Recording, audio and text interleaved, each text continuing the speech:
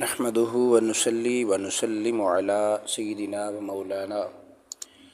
رسوله النبي الأمين المكين الحنين الكريم الرؤوف الرحيم أما بعد فأعوذ بالله من الشيطان الرجيم بسم الله الرحمن الرحيم اللهم صل على سيدنا ومولانا محمد وعلى آل سيدنا ومولانا محمد وبارك وسلم وصلوا عليه اللهم صل على سيدنا روح محمد في الأرواح وعلى جسده في الأجساد وعلى قبره في القبور۔ جی ناظرین کرام، امید کرتا ہوں آپ خیر و عافیت سے ہوں گے اور دعا گوں کہ مالک کائنات آپ سب کو ہمیشہ شاد و آباد رکھے، آقا علیہ الصلوۃ والسلام کے عشق و محبت میں جینا مرنا نصیب فرمائے۔ احباب ذی وقار، آج کا جو ہمارا ٹاپک ہے درود پاک کیوں ضروری ہے، آج اس کا دوسرا پارٹ آپ کی بارگاہ میں گوش گزار کرنے کی سعادت حاصل کر رہا ہوں۔ آج کا جو پہلو جو بیان کیا جا رہا ہے وہ کل یہاں تک بیان ہوا تھا، تقاضۂ انسانیت، اور آج ہے فریضہ امت۔ یہاں سے اس گفتگو کا آغاز ہوا چاہتا ہے۔ حضور تاجدار کائنات صلی اللہ علیہ وآلہ وسلم کو تبلیغ حق اور فروغ اسلام سے روکنے کے لیے کفار نے دن رات محنت کی، آپ کو طرح طرح کی اذیتیں دی گئیں، آپ پر خاک پھینکی گئی، آپ کے راستے میں کانٹے بچھا دیے جاتے، آپ قرآن پاک پڑھتے تو کفار شور مچاتے، تالیاں بجاتے، کوئی بدبخت آپ کو شاعر کہتا، کوئی دیوانہ کہتا، کوئی بدبخت اپنے سرکار کو آپ کو جادوگر کہتا، آپ کا مذاق اڑاتے، مگر آقا علیہ الصلوۃ والسلام آپ کمال ضبط سے کام لیتے اور کبھی کسی کو بد دعا نہ کرتے تھے۔ جبکہ طائف کا واقعہ آپ سب احباب کے سامنے ہے کہ جب طائف کے لوگوں نے دعوت اسلام کے بدلے آقا علیہ الصلوۃ والسلام کو پتھر مار مار کر لہو لہان کر دیا، اور جبرائیل امین حاضر ہوئے اور عرض کیا، آقا یا رسول اللہ صلی اللہ تعالی وسلم، اللہ رب العزت نے اہل طائف کا معاملہ تمام آپ کو سپرد کر دیا ہے، اگر آپ حکم دیں تو اس پہاڑوں کا جو فرشتہ ہے اس کو میں حکم دیتا ہوں کہ وہ ان بستی والوں کو تباہ اور برباد کر دے، ان دونوں کو پہاڑوں کے درمیان اس بستی کو، ان طائف والوں کو ختم کر دے کہ جنہوں نے آپ کو اتنی تکلیف پہنچائی ہے۔ تو میرے آقا علیہ الصلوۃ والسلام نے ارشاد فرمایا، اللہ رب العزت نے مجھے تمام جہانوں کے لیے رحمت بنا کے بھیجا ہے کہ میں کبھی یہ نہیں چاہتا کہ یہ برباد ہوں، بلکہ میں تو چاہتا ہوں کہ یہ ایمان لے آئیں، اسلام قبول کریں اور اپنے آپ کو دوزخ سے بچا لیں۔ اور میں امید کرتا ہوں کہ ان کی نسلوں میں سے کچھ لوگ ایسے ہوں گے جو مجھ پر ایمان لے آئیں گے، کلمہ پڑھیں گے اور اللہ رب العزت کی بارگاہ میں حاضر ہو جائیں گے۔ تو جب آقا علیہ الصلوۃ والسلام نے یہ ارشاد فرمایا تو آقا علیہ الصلوۃ والسلام کے عشق و محبت کی ہم پہ کیا فریضہ ہے کہ جس آقا علیہ الصلوۃ والسلام نے اتنی زیادہ ہمارے لیے ظلم سہے، کفار نے آپ کو پریشان کیا، مگر آقا علیہ الصلوۃ والسلام کا اخلاق دیکھیں، آپ کا کردار دیکھیں کس قدر اعلیٰ ہے۔ یقیناً اگر چلتا پھرتا اگر کسی نے قرآن دیکھنا ہوتا تو میری محبت یہ کہتی ہے کہ حضور تاجدار کائنات صلی اللہ علیہ وسلم کو دیکھا جاتا۔ آپ اس قدر نرم دل تھے کہ کافر بھی متاثر ہوئے بغیر نہ رہتے تھے، آپ اس قدر مہربان تھے کہ امت کی مغفرت کے لیے راتوں کو اٹھ اٹھ کر روتے تھے، آپ اس قدر سخی تھے کہ کبھی مانگنے والے کو خالی لوٹایا ہی نہیں تھا، آپ اس قدر متواضع تھے کہ کافروں کی بھی مہمان نوازی فرماتے تھے۔ ایک بار ایک کافر آپ کا مہمان بنا اور رات کو کھانا زیادہ کھا لیا، جس کی وجہ سے اس کا پیٹ خراب ہو گیا۔ اس نے رات سوتے ہی اس بستر پر پخانہ کر دیا اور شرمندگی کے باعث کہ میں اب حضور صلی اللہ علیہ وسلم کو کیا بتاؤں کہ انہوں نے میری اتنی خدمت کی ہے، تو اس شرمندگی کے باعث آقا علیہ الصلوۃ والسلام کو بتائے بغیر وہ صبح حضور کو ملے بغیر اٹھ کر چلا گیا۔ راستے میں خیال آیا کہ جلدی میں تو تلوار بھول آیا ہوں، چنانچہ واپس آیا۔ جب مہمان خانے پہنچا تو دیکھ کر حیران رہ گیا، اس کی حیرت کی حد نہ رہی کہ صحابہ کرام کے اصرار کے باوجود حضور تاجدار کائنات صلی اللہ علیہ وآلہ وسلم خود اس بستر کو دھو رہے تھے اور صحابہ کرام سے فرما رہے تھے نہیں وہ شخص میرا مہمان تھا، اس لیے یہ میرا کام ہے تو میں خود کروں گا۔ جب آقا علیہ الصلوۃ والسلام کی اس شخص پر نظر پڑی تو آپ نے نہایت محبت سے فرمایا، بھائی تم اپنی تلوار یہیں بھول گئے تھے، اسے تو لے جاؤ۔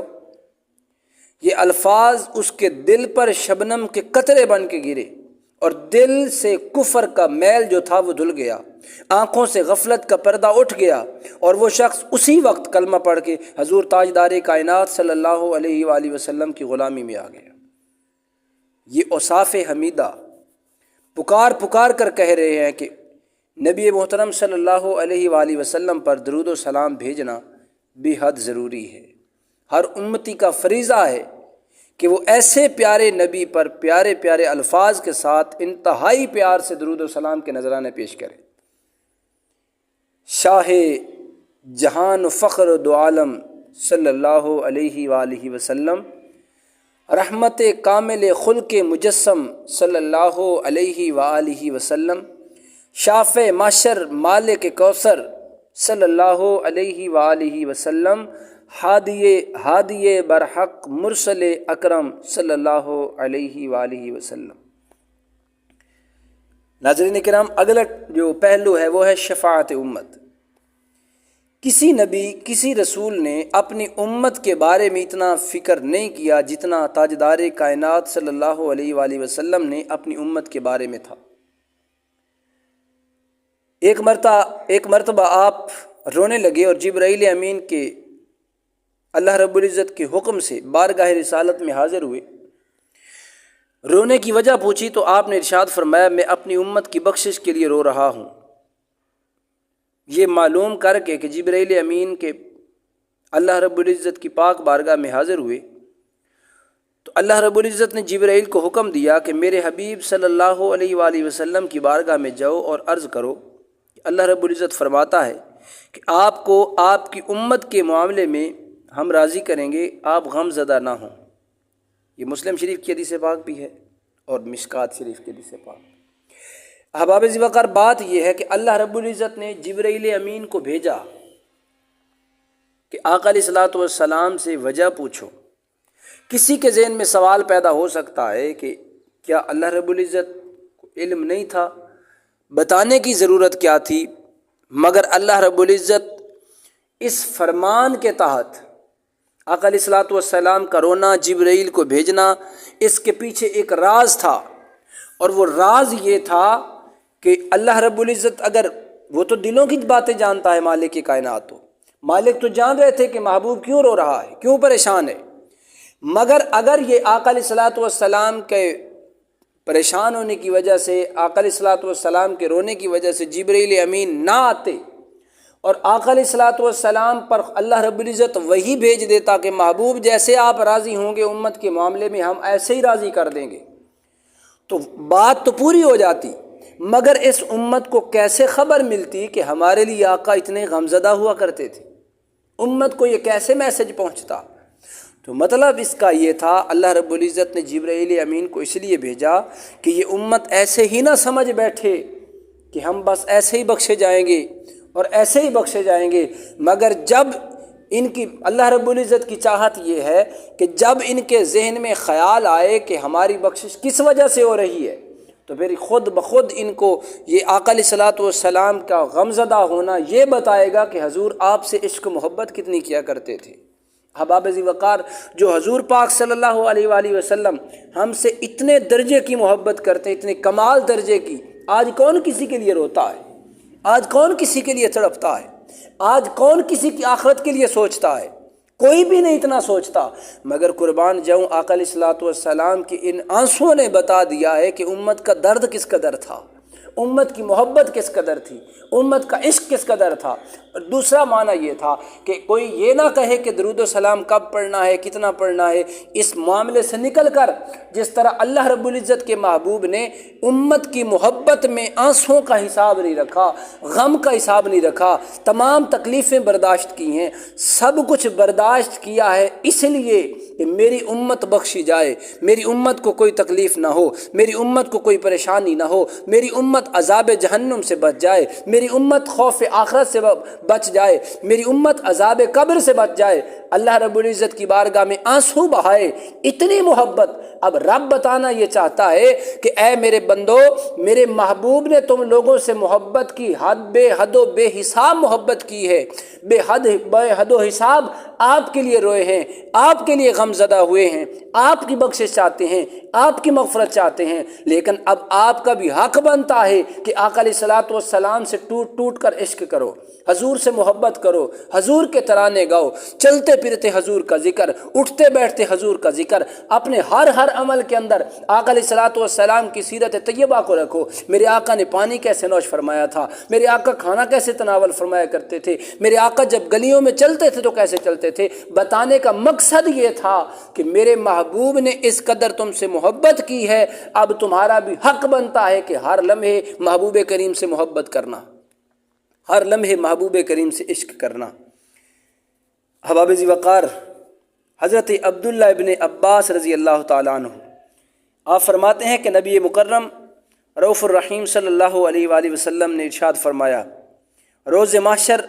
تمام انبیاء کرام کے لیے ممبر رکھے جائیں گے جن پر وہ جلوہ افروز ہوں گے، جبکہ میرا ممبر خالی ہوگا، میں اس پر نہیں بیٹھوں گا۔ اللہ اکبر۔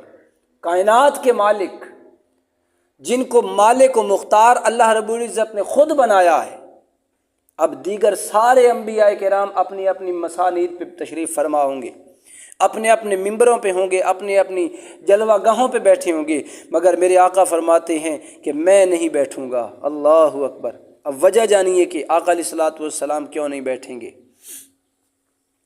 میرے آقا فرماتے ہیں میں نہیں بیٹھوں گا، بلکہ میں سراپا سوال بن کر اپنے پروردگار کی بارگاہ میں کھڑا رہوں گا۔ اللہ رب العزت فرمائے گا، اے حبیب آپ کیا چاہتے ہیں، آپ کی امت سے کیسا سلوک کروں؟ تو میں عرض کروں گا، یا رب میری امت کا حساب جلد فرما دے۔ پس وہ بلائے جائیں گے اور ان کا حساب شروع ہو جائے گا۔ ان میں سے بعض وہ ہوں گے جو اللہ رب العزت کی رحمت سے جنت میں داخل ہوں گے، اور بعض وہ ہوں گے جو میری شفاعت سے جنت میں داخل کر دیے جائیں گے، اور میں شفاعت کرتا رہوں گا حتیٰ کہ مجھے ایسے لوگوں کے دفتر دیے جائیں گے کہ جن کے لیے جہنم کا حکم ہو چکا تھا، ان کی بھی شفاعت کروں گا، اور مجھے جہنم کا دروغہ کہے گا، یا رسول اللہ آپ نے تو عذاب الہی سے اپنے امت کے لیے کچھ سزا باقی رکھی ہی نہیں۔ اللہ اکبر۔ آقا یا رسول اللہ آپ نے تو سزا رکھی کوئی نہیں۔ مطلب یہ ہے کہ میرے آقا علیہ الصلوۃ والسلام فرما رہے ہیں کہ میں اپنی ساری امت کی بخشش کروا کے لے جاؤں گا۔ اللہ اکبر۔ یہ کنز المال کی حدیث پاک ہے۔ اب دوسری حدیث پاک سنیے۔ تاجدار کائنات صلی اللہ علیہ وآلہ وسلم نے ارشاد فرمایا، بروز قیامت ایک بھائی دوسرے بھائی سے دوڑ رہا ہوگا، باپ بیٹے سے دوڑ رہا ہوگا، ایک دوسرے سے دور دوڑ رہے ہوں گے کہ کوئی ایک نیکی نہ مانگ لے۔ اس مشکل وقت میں جو مشکل کشائی کا کام کریں گے وہ میرے آقا علیہ الصلوۃ والسلام کی ذات اقدس ہوگی۔ میرے آقا اپنی امت سے اتنا پیار کرتے ہیں، میرے آقا کسی کو جہنم میں دیکھنا پسند ہی نہیں کرتے۔ میرے محبوب کا کوئی امتی جہنم میں جائے، آقا علیہ الصلوۃ والسلام کو یہ گوارا نہیں۔ احباب ذی وقار، جو ہستی اس قدر اس درجے کی محبت ہم سے کرتی ہے، تو وہ نبی امام الانبیاء ہو کر ہم سے اتنا پیار کرتے ہیں، تو ہم تو گناہ گار امتی ہو کر ہمارا کتنا حق بنتا ہے حضور سے کتنا پیار کریں، حضور پر کتنا درود و سلام بھیجیں۔ احباب ذی وقار، اگلی حدیث مبارکہ ترمذی شریف کی۔ تاجدار کائنات صلی اللہ علیہ وآلہ وسلم کے یہ الفاظ مبارک درج ہیں، میری شفاعت میرے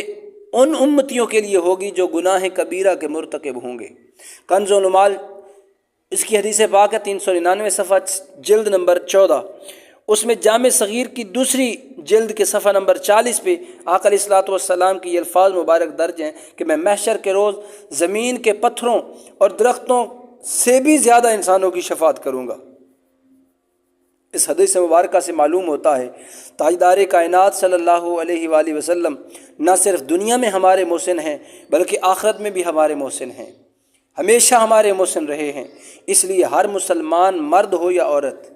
ہر مسلمان کے لیے اشد ضروری ہے کہ وہ اپنے محسن اعظم شفیع معظم نور مجسم حضرت محمد مصطفیٰ صلی اللہ علیہ وآلہ وسلم پر زیادہ سے زیادہ درود و سلام پڑھے، آقا علیہ الصلوۃ والسلام کی بارگاہ میں شب و روز حضور کے نام کر دے۔